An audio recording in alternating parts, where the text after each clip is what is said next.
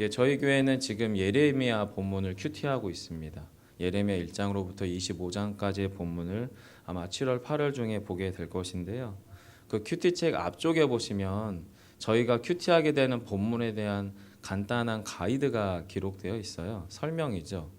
그래서 거기에 준해서 살펴보면 예레미야 1장부터 25장까지는 이스라엘과 남유다에 대한 하나님의 심판 선언이라고 적혀 있고요. 26장부터 52장 마지막 52장까지는 파괴된 이스라엘에 대하여 재건하시는 하나님의 메시지, 회복의 메시지라고 하는 설명이 그 안에 기록이 되어 있습니다. 그러면서 이렇게 서론을 조금 열어가요. 1장 10절의 말씀을 인용하면서 예레미야 1장부터 25장까지의 이야기는 뽑고 파괴되고 파멸하여 넘어뜨리는 하나님의 말씀을 선언한다라고 이야기합니다. 그 내용이 주를 이룬다고 설명하는 거지요. 그러면서 이렇게 설명해요. 우리는 죄에 빠진 백성 때문에 고통스러워하며 눈물 흘리시는 하나님을 만나게 됩니다. 라고 설명을 합니다. 오늘 제가 여러분하고 같이 나누려고 하는 주제의 지점이 바로 이 지점입니다. 죄에 빠진 백성들을 하나님이 보세요. 그리고 슬퍼하세요. 아파하세요. 그런데 그 이스라엘 백성들을 어떻게 하시냐면 심판하시는 겁니다. 그럼 여러분, 하나님이 왜 눈물과 고통 중에 있으심에도 불구하고 이스라엘을 결국에는 심판하실까요? 그리고 왜 사랑하신다면서 눈물과 고통 중에서 그 심판을 멈추지 않으실까요? 이스라엘을 용서하지 않고 말입니다. 여러분, 우리는 흔히 하나님을 인격적인 분이라고 표현합니다. 이 인격적이라고 하는 말에는 하나님께서 일련의 어떤 행동이나 말씀을 하심에 있어서 그 모든 과정들 하나하나 가운데 우리가 이해할 만한 인격성이 있다라고 하는 것을 의미합니다. 아주 갓난아이일지라도 그 아이가 우는 것에 대해서 저희는 인격적인 이해를 하지요. 배고프다고 우는 것과 졸리다고 우는 것과 힘들다고 우는 것이 다르겠지요.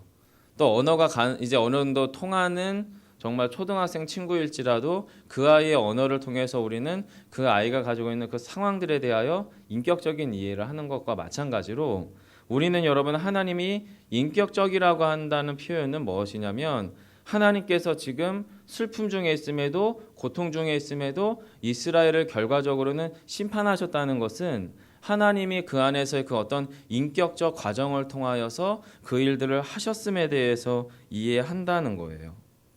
예, 물론 우리가 충분히 이해할 수 없는 수준의 하나님이세요. 우리와 전적으로 다르신 절대적인 분이시기 때문에 우리를 창조하신 창조주가 되시기 때문에 우리는 하나님의 모든 것을 이해할 수는 없습니다. 하지만 인격적이라고 하는 부분에 있어서 우리가 하나님을 이해하기로 결정하고 또 하나님 우리가 믿기로 결정하기 한 순간부터는 어떻게 되냐면 우리 안에서 하나님께서 우리를 이해 가능한 범위 내에서 당신을 보여주시게 돼요. 그것이 여러분 우리가 성경을 계시의 책이라고 부르는 이유입니다. 즉 계시의 책이라고 하는 것은 숨겨져 있는 것이 매우 우연히 또는 어떤 이유들로 인해서 드러나 있는 상태 이상의 것, 바로 성경을 통해서 우리는 그 안에서 하나님의 마음, 하나님의 생각, 하나님의 뜻을 찾을 수 있다라고 하는 것을 우리는 성경을 계시의 책이라고 부르는 이유입니다. 그래서 저는 오늘 예레미야 본문 안에서 제가 쭉 큐티를 해오면서 하나님의 감정 상태가 움직이는 걸 느껴요. 마음의 추가 이동하는 거죠. 처음에 하나님의 마음의 상태는 사랑의 마음이었고 기다림의 마음이었고 긍휼의 마음이었고 슬픔의 마음이었어요.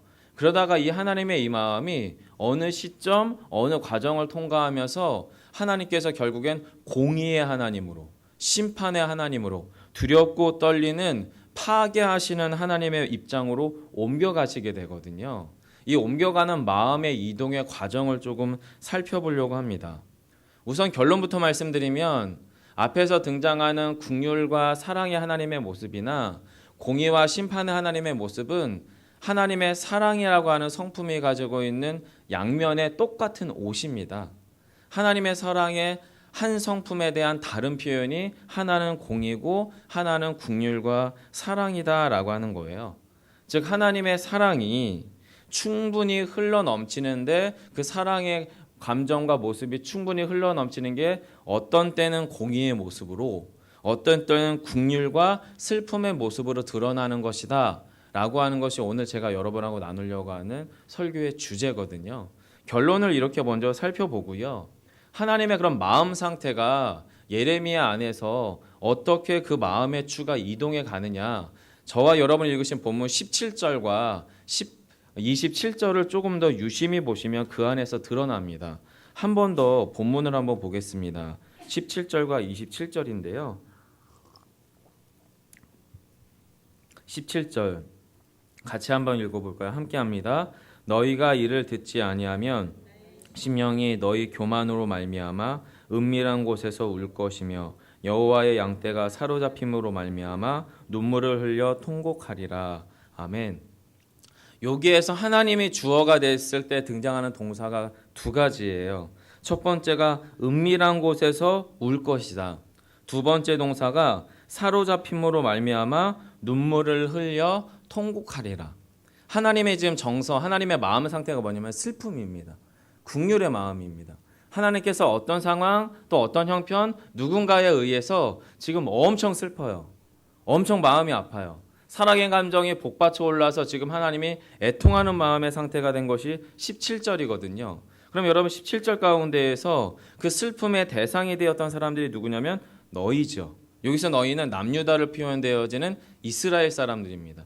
이 이스라엘이 지금 어떤 상태냐면 너희가 이를 듣지 아니하면, 자, 이를 듣지 않는다는 것은 두 가지 의미가 있겠죠. 첫 번째는 꼭 들어야 되는 거예요.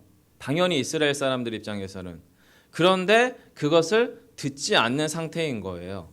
이스라엘 백성들이 하나님으로부터 무엇인가를 들어야 되는데 꼭 들어야 되는데 지금 듣고 있지 않는 상태인 거예요. 여러분 본문 17절 가운데에서는 하나님과 이스라엘 백성들과의 관계성이 드러납니다. 어떤 인격적인 관계냐면 하나님께서는 이스라엘 백성 공동체에게 무엇인가를 말씀하시는 분이 되시는 거고요. 이스라엘 공동체는 그 말씀 가운데서 무엇인가를 들어야 되는 공동체가 되는 거예요. 그런데 그 관계성이 어떻게 해요? 지금 깨진 상황이 17절 가운데서 발생합니다.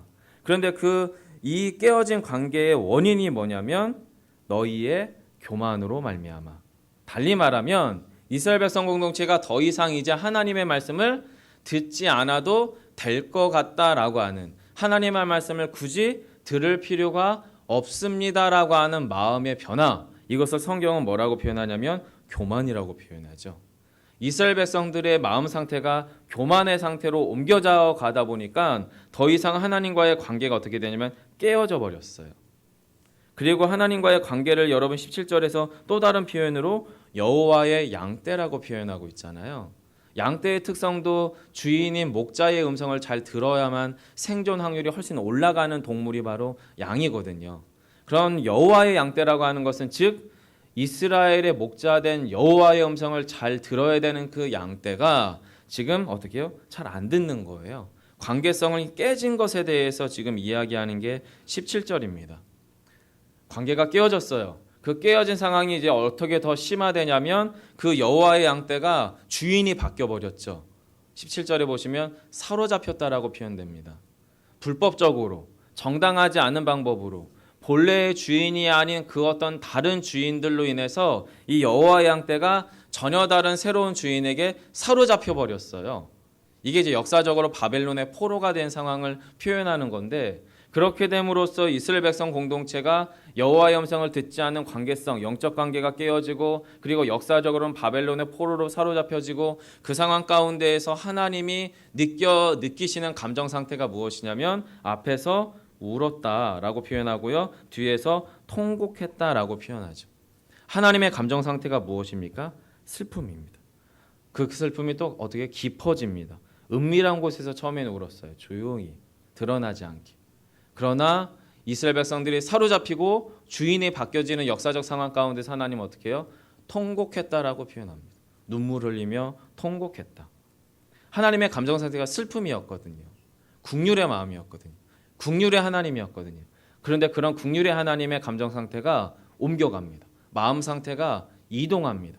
그게 27절이에요. 여러분 그러면 27절이 어떤 감정 상태로 옮겨가시는지 한 번 더 주목해서 읽겠습니다. 27절 함께 합니다. 내가 너의 간음과 사악한 소리와 들의 작은 산 위에서 내가 행한 음란과 음행과 가증한 것을 보았노라.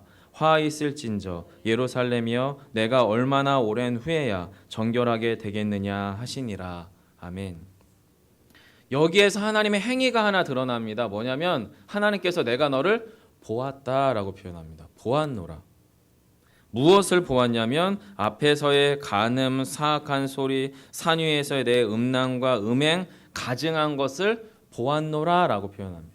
이 보았다라고 하는 시점은 과거의 그 어떤 시점, 시작 시점이 있을 거예요. 그리고 최종적으로 내가 너를 보았노라라고 마무리하는 시점이 있을 거예요. 즉 무슨 말씀이냐면 역사적으로 이스라엘 백성 공동체라고 하는 공동체가 형성되는 시작점, 물론 야곱으로부터 출발하면 더 깊어지겠지만 출애굽부터 시작해 보시자고요. 400년 동안 노예 생활하던 이스라엘 백성들, 노예라고 하는 신분 자체를 정말 헤어나오고 빠져나올 것을 전혀 상상할 수 없었던 그 어떤 시점으로부터 이스라엘이라고 하는 국가 공동체가 형성되어지는 그 시점까지 쭉 지켜보았는데 그 하나님의 시선 안에서 이스라엘 백성들이 무엇을 보았냐면 이스라엘의 간음을 본 거죠. 사악한 소리를 본 거고 음란과 음행과 가증한 것을 보았다라고 하는 하나님의 확증, 하나님의 물증, 이게 지금 여러분 27절 안에 드러나요.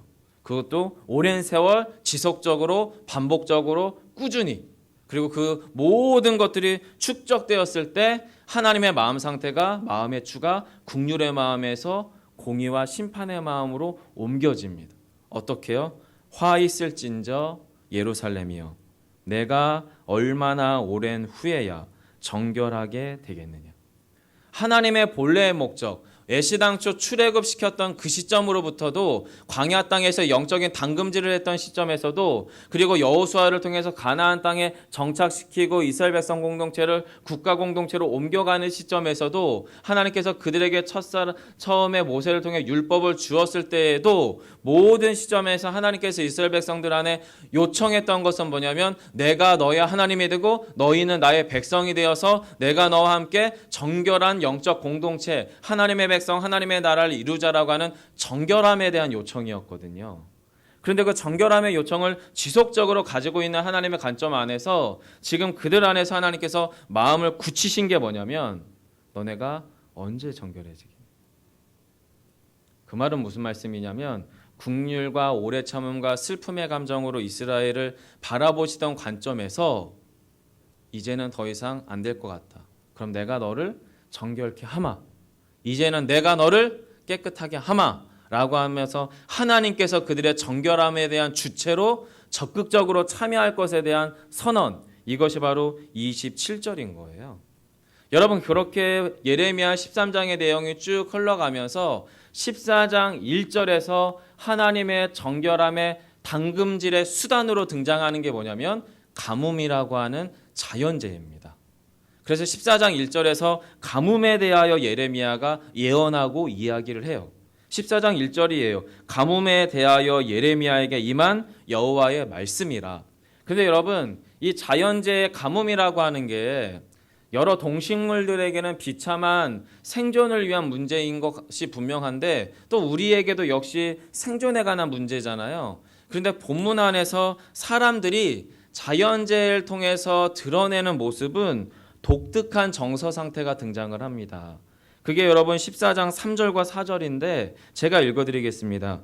귀인들은 자기 사환들을 보내어 물을 얻으려 하였으나 그들이 우물에 갔어도 물을 얻지 못하여 빈 그릇으로 돌아오니 부끄럽고 근심하여 그들의 머리를 가리며, 이어 4절이에요. 땅에 비가 없어 지면이 갈라지니 밭 가는 자가 부끄러워서 그의 머리를 가리는도다. 3절과 4절 안에서 사환도 그렇고 땅의 주인인 농부들도 그렇고 지금 동일한 행동을 보여주는데 뭐냐면 부끄러워서 얼굴을 가렸다. 달리 말하면 자연재해로 인한 자신의 물적인 결핍의 상태라던가 생존을 위협받는 위협의 상황들 안에서 인간이 느끼는 상태는 단지 먹고 살기 힘들다, 내진 내 안에 먹을 것이 없다, 마실 것이 없다라고 하는 눈에 보이는 어떤 물리적이고 물질적인 결핍의 상황을 넘어서서 이 자연재해는 인간에게 무엇을 가져다 주냐면 수치심을 가져다 줍니다. 수치심을. 여러분, 그런데 비단 인간이 수치심이나 좌절감이나 부끄러움이나 절망을 맛보는 것이 단지 자연재해뿐입니까? 사실 저와 여러분의 삶의 자리에서 좌절과 실패를 맛보게 되는 여러 가지 현상들이 있잖아요. 청년들이 꿈을 꾸며 자신의 직업을 준비해 나가겠죠. 취업을 준비하지만 더 이상 자신의 갈 길이나 시도할 길이 없다라고 느껴질 때, 또는 사랑하는 가족들이 중한 질병 가운데 놓여 있어서 사랑하는 남편이, 사랑하는 아내가, 사랑하는 자녀가 아플 때에 내가 더 이상 그에게 해줄 수 있는 것이, 내가 더 이상 그에게 할 수 없는 것이 있다고 느낄 때 우리는 뭘 느낍니까? 수치를 느낍니다. 부끄러움을 느낍니다. 좌절을 느낍니다. 절망을 느낍니다. 청년 때에도 절망과 좌절을 느끼고, 신혼의 가정 안에서 절망과 좌절을 느끼고, 모든 것을 매만큼 안다, 할 수 있다고 느낄 때에 그 어떤 중년이나 노년의 생활 가운데서도 우리는 때로 그 어떤 결핍과 물질적인 상황들 안에서 뭐가 소외당하게 되면 그 안에서 단지 물질적인 결핍만 느끼는 것이 아니라 감정적으로 우리는 수치와 부끄러움과 좌절을 느낀다라고 하는 거예요. 실제로 우리 인간의 삶에서는 몸이 주는 불편함이 문제가 아니라 몸에 따르는 불편함으로 인한 마음의 황폐함이 사실 우리를 더 힘들게 하잖아요. 몸의 질병은 마음의 질병으로 연결됩니다. 몸의 결핍은 마음의 결핍으로 연결되더라라는 거예요. 그래서 여러분, 하나님께서 긍휼의 마음을 거두시고 심판과 파멸과 진노의 잔을 쏟아내시는 감정 상태로 옮겨져가는 상황은 인간에게는 무엇이 찾아오는 상황이냐면 더 이상 인간은 아무것도 해낼 수 없다라고 하는 원초적 무기력, 원초적 무능력의 상태에 도달하게 되는 것이 하나님의 심판 때의 모습인 거예요. 아무것도 할 수 없고 아무것도 해줄 수 없는 철저하게 느끼는 무능력과 자기 포기의 상황들이 찾아오더라라는 거예요. 자, 여러분, 그러면 실제로 이스라엘은 그런 상황으로 가잖아요. 바벨론이라고 하는 그 당시에 전무후무한 대제국, 더 이상 이스라엘은 저항해 볼 수도 없는 너무나도 강력한 바벨론에 의해서 역사적으로 그들 가운데 포로되어져서 이제 끌려가게 되는 역사를 맛보게 되는데, 이런 역사 안에서 직면하게 될 자신들의 참담한 무능력, 무기력은 여러분이 읽으신 본문 17절 앞에 이미 예견되어 있었어요. 15, 16절인데요. 하나님께서 이렇게 얘기하세요. 제가 읽어드릴게요. 너희는 들을지어다, 귀를 기울일지어다, 교만하지 말지어다. 여호와께서 말씀하셨음이라. 그가 어둠을 일으키시기 전, 너희 발이 어두운 산에 거치기 전, 너희 바라는 빛이 사망의 그늘로 변하여 침침한 어둠이 되게 하시기 전에 너희 하나님 여호와께 영광을 돌리라. 여러분, 원래 이스라엘 백성 공동체는 하나님의 음성을 들어야 되는 공동체였어요. 원래 이스라엘 공동체는 하나님의 음성을 듣고 하나님의 성품과 하나님의 통치 원리가 자신들의 삶의 자리와 자신들의 국가 안에서 확연히 드러나도록, 그래서 여호와 하나님께만 영광이 되게끔 살아가도록 창조받았고 지음받았고 구원받아서 광야 땅을 지나서 가나안 땅에 정착해 있었던 사람들이 바로 이스라엘 백성들이었어요. 그래서 하나님은 너희들이 그 본래의 자리로 되돌아오라고 이야기하는 게 지금 15, 16절이에요. 거기서 하나님과 이스라엘 관계가 어떤 관계인지를 지금 하나님은 분명히 보여주고 계시다라고 하는 거예요. 그런데 이스라엘 백성들 안에 더 이상 하나님의 음성에 귀 기울이지 않아요. 마음 가운데 교만함이 틈타요. 하나님이 아닌 다른 우상들을 만들어내면서 하나님으로부터 자꾸만 벗어나려고 해요. 그러자 하나님께서 무슨 이야기를 하는 거냐면 창세기적인 키워드를 가지고 옵니다. 어떻게 표현해요? 어둠이 일으키기 전, 너희 발이 어두운 산에 거치기 전. 원래 하나님은 창세기에서 빛을 창조하셨잖아요. 흑암 가운데 홍동 가운데 있었던 이 세계 가운데 빛이 있으라 함으로 생명의 빛을 통하여서 생명을 만들어내셨던 것이 하나님의 창조의 원리거든요. 그런데 그 하나님의 창조의 원리가 심판의 마음, 진노의 마음이 하나님 가운데 옮겨가기 시작하면서 하나님의 창조의 생명력은 무엇으로 옮겨가냐면 멸망과 파괴와 진노와 이 세상의 피조 세계 가운데에서 하나님의 하나님 되심을 자신이 드러내기로 결정하는 겁니다. 원래는 피조물을 통해서 하나님의 하나님 되심이 드러내도록 이 땅을 지으셨고 이스라엘을 부르셨는데 너희가 그렇게 하지 않는다면 내가 내 하나님됨을 내가 입증하겠다라고 하는 것이 바로 하나님의 심판의 모습이 가지고 있는 것이라는 거예요. 지금 15, 16절은 그 얘기를 하는 거예요. 여러분, 하나님의 심판은요, 단지 어느 한 개인 아니면 어느 한 국가의 흥망성쇠에 연연하시는 분이 아니세요. 하나님은 이 유구한 인생의 역사들 가운데에서 하나님의 심판은 언제나 당신의 하나님 되심을, 그리고 피조세계와 피조물과 당신이 얼마나 현격한 차이가 있는지, 당신이 피조물들과 얼마나 다른지를 확연하게 보여주시려고 하실 때 취한 방법이 무엇이냐면 하나님의 심판이었습니다. 지금 이스라엘은 그 하나님의 심판을 직면하고 있는 거예요. 그런데 무감각해요. 두려움을 전혀 느끼지 않아요. 겁내지 않습니다. 여러분, 하나님의 심판이 오늘날 저와 여러분에게 어떻게 찾아옵니까?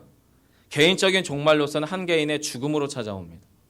또 개인의 영적 각성의 수단으로서 한 개인의 실패, 좌절, 상처를 통해서 인간 안의 원초적인 무능력과 무기력을 인정하고 고백하게 만드십니다. 이게 하나님이 어느 한 개인에게 찾아오는 심판의 모습이세요. 넓게는 공동체적인 심판이 있습니다. 한 가정이 무너져요. 한 교회가 무너져요. 한 사회가 무너져요. 한 국가가 이 땅에서 지구상에서 사라지게 하세요. 그게 하나님의 하나님 되심을 드러내며 인간은 인간임을 절감하게 만드시는 하나님의 심판의 모습이라는 거예요. 그런데 이 심판이 너무나 두렵고 떨리기에, 이 심판은 너무나 철저하고 완전하기에 하나님은 오래 참으심으로 이 심판을 어떻게 해요? 지연시키셨어요. 이스라엘 공동체 안에서. 그게 27절이잖아요. 혼자 우세요. 통곡하며 우세요. 그리고 이렇게 통곡하여 울기 전에 돌아오라고 말씀하세요. 그게 여러분 17절에서 하나님께서 느끼는 감정의 상태입니다. 은밀한 곳에서 울 것이며 사로잡힘으로 말미암아 눈물을 흘려 통곡하리라. 그런데 여러분, 그 17절의 하나님이 어떤 인격적인 과정을 통과하면서 27절의 하나님으로 변하셨어요. 여러분, 그러면 하나님께서 27절의 감정 상태로 옮겨가시기 전에 어떤 일이 여러분 본문 가운데 드러나냐면 23절이에요. 23절 읽어드릴게요. 굿수인이 그의 피부를, 표범이 그의 반점을 변하게 할 수 있느냐? 할 수 있을진데 악에 익숙한 너희도 선을 행할 수 있으리라. 무슨 말씀이냐면 까만 피부를 가진 사람이 하얀 피부가 되고 얼룩이 있는 표범의 얼룩이 없어지는 일이 가능하다면 이스라엘 너희의 악함도 선함으로 바뀔 거야. 달리 말하면 불가능하구나. 더 이상 너희 안에서 나의 선함을 발견할 수가 없구나. 이 땅에 여러분 죄가 관영함으로 더 이상 하나님의 선하심이 드러나지 않을 때 하나님이 이 땅 가운데서 무엇을 선택하셨냐면 심판을 택하셨어요. 노아 때도 그랬고요. 아브라함의 조카였던 롯 때도 그랬습니다. 당신의 창조 세계가, 피조 세계가 더 이상 하나님 당신께 영광을 돌리지 않을 때 하나님은 당신의 하나님이심을 드러내는 방법으로 심판을 선택하셨다라는 거예요. 예, 물론 이 하나님의 심판의 때는요, 어느 한 자연적인 시간을 가져요. 어느 한 역사적인 순간을 가져요. 하지만 더 중요한 건 뭐냐면 이 심판의 때가 갖는 영적 시점이에요. 믿음의 시점이에요. 어떤 시점이냐면 하나님이 찾으시는 단 한 사람, 하나님의 뜻을 구하고자 하는 치열함과 신실함을 추구하는 싸움이 하나님의 사람들 안에서 멈추어질 때 하나님은 하나님 되심을 심판의 모습으로 드러내더라라는 거죠. 그게 오늘 보면 여러분이 읽으신 27절이에요. 하나님의 영광을 드러내야 되는 이스라엘이 지금 무엇을 드러내고 있습니까? 가증한 것들을 드러내요. 영적 간음의 상태들을 드러냅니다. 하나님 아닌 것들을 우상 삼는 모습들이 드러나요. 여러분, 이스라엘이 어떤 사람들이었어요? 노력하지 않아도 하나님과 상관없는 영적 간음의 현장 가운데 놓여 있었던 이집트에서 400년 동안 역사를 자랑하는 아주 오래된 혈통적으로 이미 뼛속까지 노예근성에 투철했던 이스라엘 사람들이었어요. 그들은 눈을 떠도 처음부터 애굽 땅의 모든 신들을 섬겼던 모든 사방 24시간 모든 삶의 순간순간 숨 쉬는 것 자체가 우상 숭배와 함께였었던 애굽 땅에 있었던 사람들이 바로 이 이스라엘 사람들이었어요. 그런 그들을 하나님의 모세라는 사람을 통해서 빼내세요. 그리고 시내 산에서 모세와 함께 세우신 언약을 통해서 내가 너희들의 하나님, 너희가 나의 백성. 달리 말하면 하나님이 내가 너의 새 신랑이 될 테니까 너는 정결하고 순결한 나의 새 신부가 되어달라라고 하는 시내 산에서의 결혼식이 하나님 앞에서 또 이스라엘 백성들 앞에서 행해져요. 그리고 모세의 율법을 통해서 하나님의 백성으로 살아갈 삶의 규범들을 배우게 됩니다. 그리고 광야 땅에서 그 삶의 규범대로 살아가는 삶의 훈련을 40년 동안 광야에서 하게 돼요. 그리고 약속의 땅 가나안에 정착해서 국가 이스라엘로서 하나님의 나라의 모형으로서 너희가 하나님의 백성으로 하나님의 새 신부로 어떻게 살아야 되는지에 대한 샘플로 가나안 땅에 이스라엘이라고 하는 국가를 하나님이 딱 심으셨어요. 근데 그게 어떻게 됩니까? 변질된 거죠. 그래서 그걸 어떻게 하나님이 빼내시는 거예요. 뽑아내시는 거예요. 그게 여러분 이스라엘 백성들의 모습인 겁니다. 하나님과의 영적 결혼 생활이 뻑뻑해지니까, 지루해지니까, 심지어 하나님과의 영적 생활들이 싫어지기 시작한 이스라엘이 행한 것이 무엇이냐면 우상 숭배죠. 영적 간음이었습니다. 여러분, 제가 초등부 우리 5, 6학년 친구들에게 이 질문을 했어요. 여러분, 왜 이스라엘 백성들이 가나안 땅이 원래 자기 땅이 아니었잖아요. 정복 전쟁을 통해서 그 땅을 얻었잖아요. 그래서 아이들에게 그 질문을 한 거예요. 가나안 땅에서 얻은 금과 은이 하나님이 주신 것 아니냐. 근데 왜 굳이 이스라엘 백성들이 그 금과 은 가지고서 자기 먹고 싶은 거, 입고 싶은 거, 하고 싶은 거, 이미 금과 은은 옛날에도 오늘날에도 항상 비싸니까 그걸로 우상 안 만들고 하나님이 주신 그 금과 은 가지고 먹고 사는 문제를 그냥 바로 써버리면 되는데 왜 굳이 싸구려 나무에다가 그 금이나 은을 입혀가지고 왜 이스라엘 백성들이 그렇게 우상을 만들었을까요? 라고 우리 소년부 5, 6학년 친구들에게 물어보니까 우리 아이들이 정확하게 그 대답을 합니다. 여러분에게 한번 질문해 보겠습니다. 이미 금과 은은 비싸잖아요. 오늘날로 쳐도 그 가치는 꽤 높잖아요. 근데 왜 굳이 이스라엘 백성들이 그걸로 먹을 거, 입을 거, 하고 싶은 걸 안 하고 그거를 포기하고 대가 지불을 하고 나무에다가 금박과 은박을 입혀놓고서 그 우상을 만들었을까요? 왜 그랬을까요, 여러분? 당연한 것 아니겠습니까?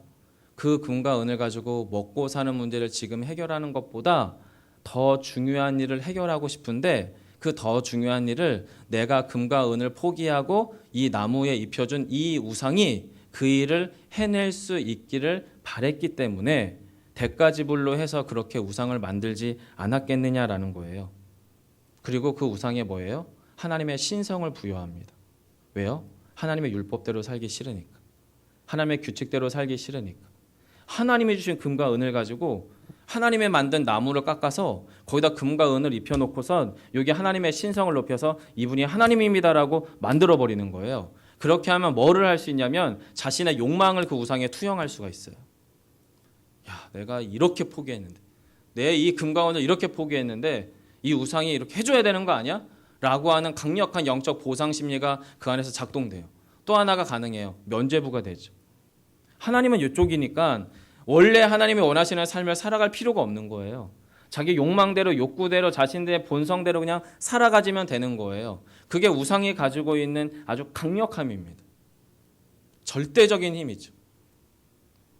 내 욕망을 투영하고 하나님으로부터 면죄부를 얻을 수 있는. 그럼 왜 이 이스라엘은 이런 죄와 실수를 반복할까요? 예레미야와 또 오늘의 성경 말씀은 무엇을 보여주냐면 바로 이런 치열한 실수 가운데에서 하나님께서 보여주시는 지점이 하나 있어요. 이런 우상 숭배가 창궐하고 있는 이스라엘 공동체 안에서 하나님의 무엇을 보여주시냐면 하나님 앞에서 말씀드린 단 한 사람, 하나님 앞에서의 순결함과 치열함을 가지고 있는 단 한 사람을 지금 예레미야 성경을 통해서 보여주고 있죠. 누굽니까? 예레미야입니다. 예레미야. 여러분 상상해 보세요. 유명한 선지자예요. 정말 하나님의 말씀을 받았다고 확실히 느껴지는 선지자예요. 그 예레미야가 지속적으로 지금 심판의 메시지를 던지고 있어요.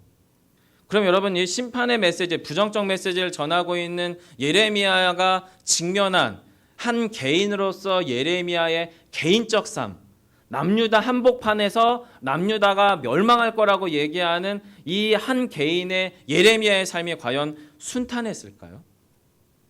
남유다에서 여러분 인정받았겠습니까?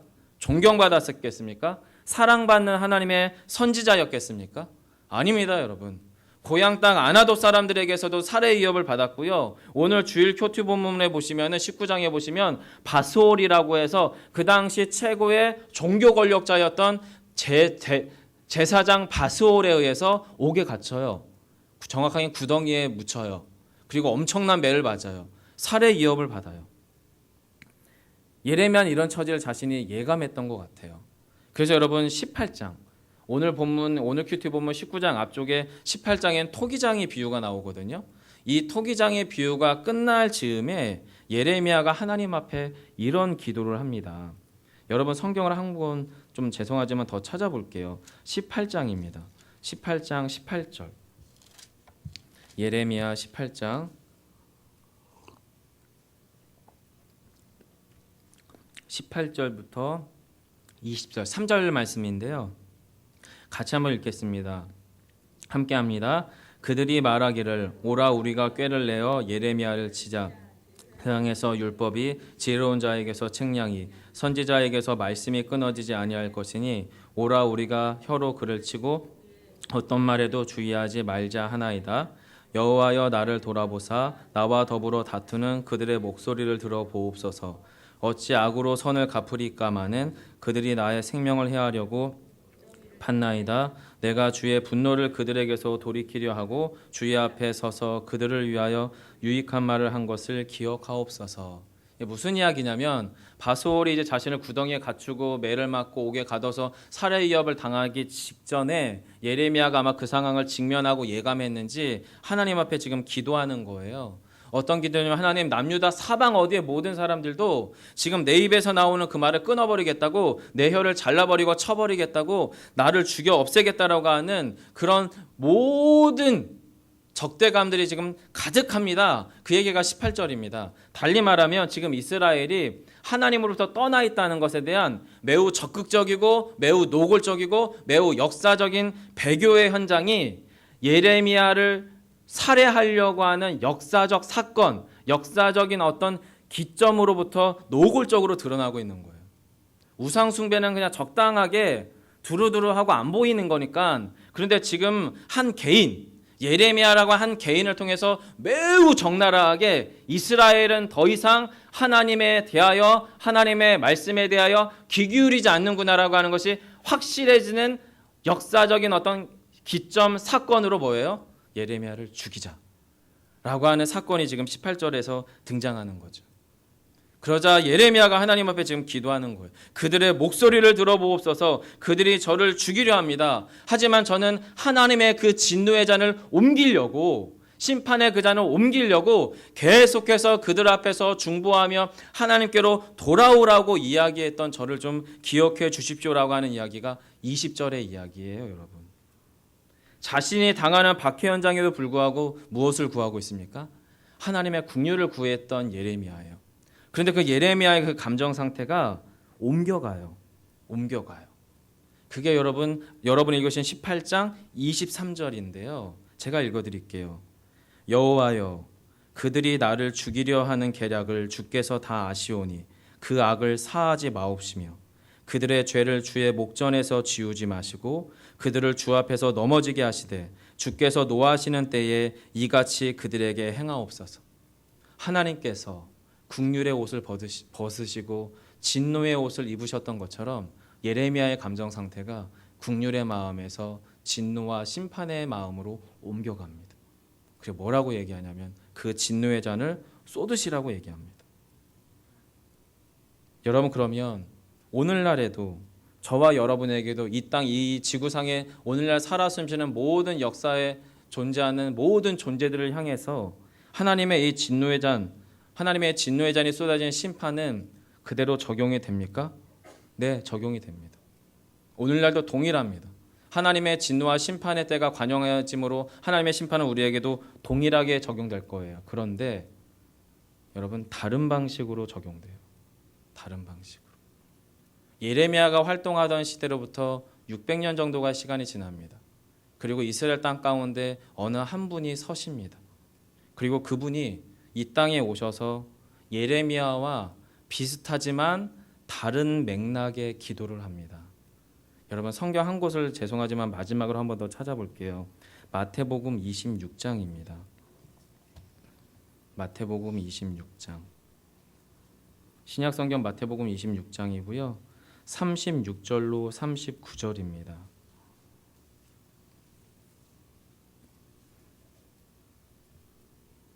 네, 찾으셨으면 한 목소리로 함께 읽도록 하겠습니다. 함께 합니다. 이에 예수께서 제자들과 함께 겟셋마네라 하는 곳에 이르러 제자들에게 이르시되 내가 저기 가서 기도할 동안에 너희는 여기 앉아 있으라 하시고 베드로와 세베대의 두 아들을 데리고 가실새 고민하고 슬퍼하사 이에 말씀하시되 내 마음이 매우 고민하여 죽게 되었으니 너희는 여기 머물러 나와 함께 깨어 있으라 하시고 조금 나아가사 얼굴을 땅에 대시고 엎드려 기도하여 이르시되 내 아버지여 만일 할만하시거든 이 잔을 내게서 지나가게 하옵소서. 그러나 나의 원대로 마시옵고 아버지의 원대로 하옵소서 하시고. 여러분, 여기 예수님의 감정 상태가 보입니다. 37절에 고민하고 슬퍼하셨다고 말하고 38절에 내 마음이 매우 고민하여 죽게 되었다라고 말씀하십니다. 아들 하나님 되신 예수 그리스도는요, 창조주 되신 하나님 아버지와 함께 창조 때에 이 땅에 빛이 있으라 말씀하신 분이십니다. 그리고 모든 생명과 역사를 시작하신 분이세요. 그리고 하나님과 더불어서 출애굽을 보았고 출애굽을 하셨고, 그리고 하나님과 더불어 이스라엘 국가 공동체를 세우셨습니다. 그리고 예레미야와 함께 진노의 때와 심판의 때에 대하여 각성할 것에 대하여 운물의 선지자로 예수님은 예레미야와 함께 사셨습니다. 그리고 구약의 때에는 이 심판과 진노의 잔이 이스라엘 공동체에게 쏟아졌어요. 근데 하나님께서 방법을 바꾸셨어요. 공의를 벗고 긍휼을 입기로 작정하셨어요. 그리고 하나님의 아들 예수를 보내십니다. 당신의 진노의 잔을 이미 찼습니다. 근데 이 잔을 사람을 향하지 않고 주님을 향하게 하십니다. 주님을. 여러분, 주님께서 내가 매우 고민하여 죽게 되었다라고 하는 표현이 단지 십자가를 져야 되는 인간적 고통에 대한 두려움만은 아닐 것 같아요. 전 인류의 역사. 앞에서 이스라엘 백성들에 대해서 하나님께서 너희가 언제까지라고 하나님께서 어느 한 시점을 보고 지켜보셨던 그 시점의 그 모든 하나님의 감정적 소모와 슬픔의 상황들을 하나님도 예수님도 다 맛보셨죠. 그런데 하나님께서 방법을 바꾸셨어요. 오늘날 저와 여러분에게 진노의 잔을 쏟으시는 게 아니라 그 진노의 잔을 예수 그리스도에게 쏟으십니다. 어떻게 해요?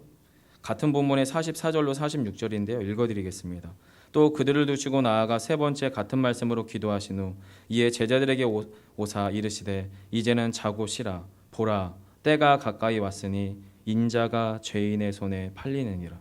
이노라나라 함께 가자. 보라, 나를 파는 자가 가까이 왔느니라.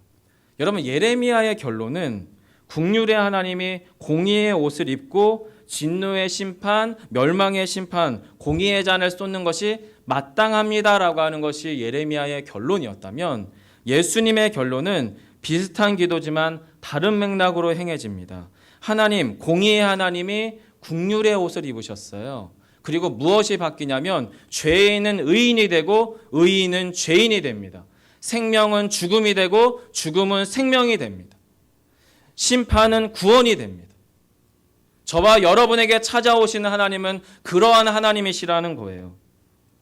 과거의 이스라엘 백성 공동체가 하나님을 떠났다는 것에 대한 확증이 예레미야를 잡아 죽이려고 했었던 것처럼 예수님 시대 때 예수님 시대의 이스라엘이 예수님을 잡아 죽이려고 했던 것처럼 똑같은 역사적 상황들 안에서 한쪽에서는 예레미야는 진노의 잔을 이스라엘에게 쏟으라고 기도하고 있고 한쪽에서는 이 잔을 내게 하시되 아버지의 뜻대로 하옵소서라고 기도하고 있더라라는 겁니다.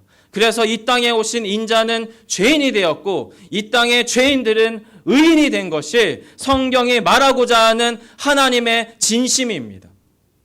사랑하는 성도 여러분, 저와 여러분 안에 찾아온 복음이 이러한 복음이 분명하다면 우리가 그 복음 앞에서 어떠한 마음가짐을 가지고 이 땅 가운데서 살아갈지에 대한 여러분과 저의 몫은 너무나도 확실해 보입니다. 더 이상 저와 여러분은 죄 앞에서 죽음 앞에서 정죄받지 않는 존재가 되었습니다, 여러분. 믿으시기 바랍니다. 하지만 동시에 그렇게 의인으로서 부르심을 받은 저와 여러분이 예레미야의 그 피 끓는 부르짖음에 귀 기울일 줄도 아시기를 소망해요. 저희들의 나태하고 저희들의 무감각한 신앙생활들이 결국엔 자녀 세대에게 다음 세대의 교회에게 어떤 악영향을 가져다 줄지에 대한 역사적 고민이 우리 안에 없다면 그래서 오늘날 우리가 우리의 먹고 사는 문제 하나 때문에 무엇인가 결핍될 때 그 안에서 나 개인의 수치와 좌절과 낙담과 좌절에만 빠지는 그러한 인생으로만 살아가는 우리의 그리스도인의 삶이라면 여러분 예레미야 시대 때 이스라엘 백성들과 저희들의 모습은 어쩌면 크게 다르지 않을 겁니다. 어느 한 개인은 조금 다를 수 있겠지요. 하지만 교회가, 국가가, 교회 공동체가 그런 길로 치달아 간다면 여러분 그것은 심각해지는 거예요. 심각해지는 거예요. 주님은 지금도 단 한 사람을 찾으세요. 지금 하나님의 뜻을 구하고 그 뜻 가운데서 치열하고 정말 신실하게 그 뜻 가운데 순종함으로 나아갈 그 한 사람을 예수님과 같은 사람을 예레미야와 같은 사람을 저와 여러분 가운데 찾고 계시더라라는 겁니다. 예레미야 말씀은 단지 무섭다, 두렵다, 하나님의 심판하신데 그 얘기하려고 하는 책이 아닙니다, 여러분. 성경은 여러분 지옥 갈 거니까 똑바로 사세요. 그 얘기하는 책이 아닙니다. 하나님의 진심이 어떤 마음인지 좀 제발 좀 알아봐 달라고 하는 주님의 눈물의 메시지입니다. 그 메시지 앞에 저와 여러분이 서 있어요. 그리고 주님 앞에 우리가 전심으로 하나님은 하나님의 자리, 우리는 우리의 자리에 서는 저와 여러분 되시기를 간절히 소망합니다. 자리에 일어나셔서 마지막 찬양하겠습니다. 하늘에 나는 새.